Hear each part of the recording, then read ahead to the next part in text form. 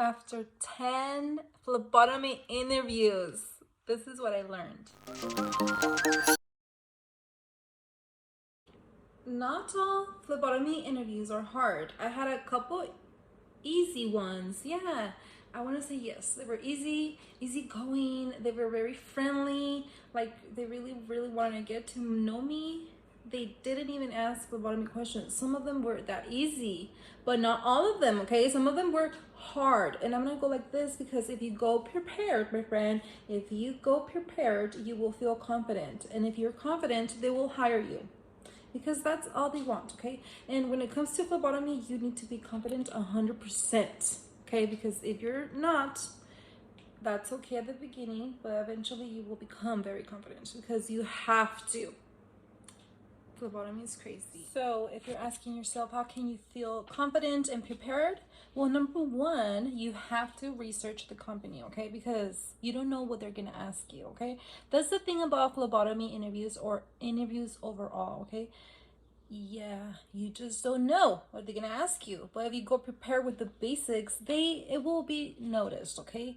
And that's exactly what you want. So research the company, and then normally they just go on their page and then just read their vision, and then just memorize the little things, make it clear that you actually took those extra 5 minutes to just read through the company website. That will be very good, because some of them, over 10 phlebotomy interviews, not all of them, but at least one interview did ask me, how many beds is the hospital? Like, that's a hard question, but if you go prepared, it's easy.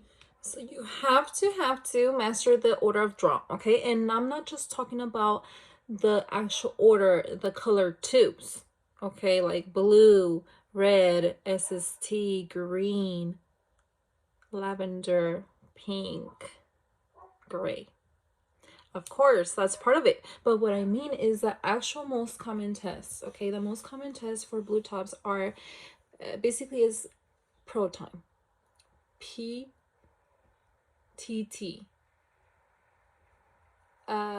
D-dimer, okay? Those are the most common tests for blue tops. Let's go ahead and move on to the red tops. Red tops are tests that normally have a weird name, which is a medication level. So you would definitely need a red top, okay? Because they need serum, but with no gel, which is your red top. The next one is SST, the gold top.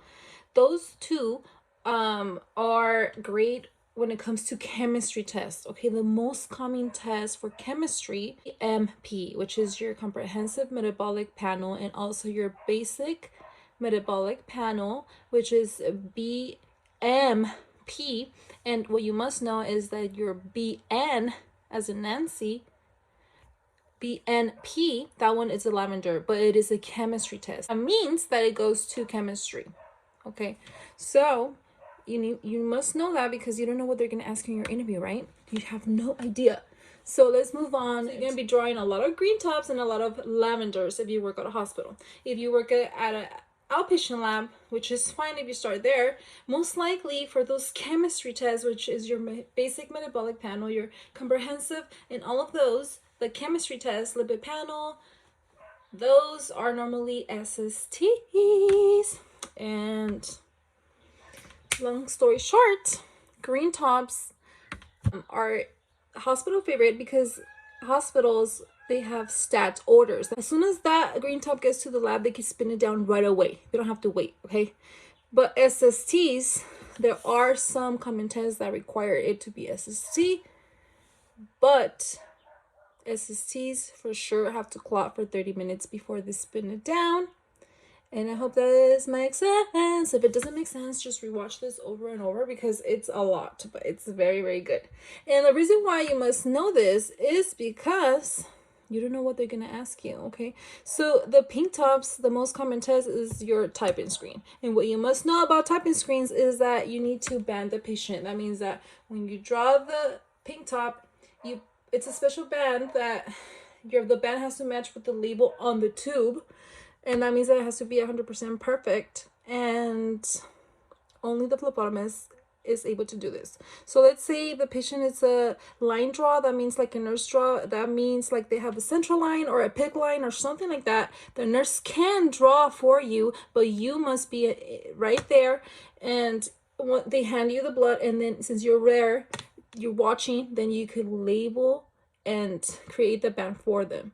All you have to do is put RN/your initials. You cannot take credit for anybody, because if it gets hemolyzed, you don't want nothing under your name that's not drawn by you, especially blood cultures. Okay, do not take credit, because if you didn't know, blood cultures are very critical, and they're basically identifying what type of virus or infection is going on in the blood. And if you take credit for somebody else, that means that let's say they didn't draw it correctly, because blood cultures need to be sterile. So let's say they didn't do it right because they're not phlebotomist, the nurse did it. Okay, and then you want to take credit for it, you put your initials, and then guess what? It comes back contaminated, and it'll be under whose name? Yours. So nope, I will not risk it. I want everything to be mine, and I take full responsibility. That's why your initials is very, very critical. Very critical. Always your initials. And I told you I love to talk about phlebotomy, and does this make sense? After 10 phlebotomy interviews, I discovered that you must interview them at the end. You just have to.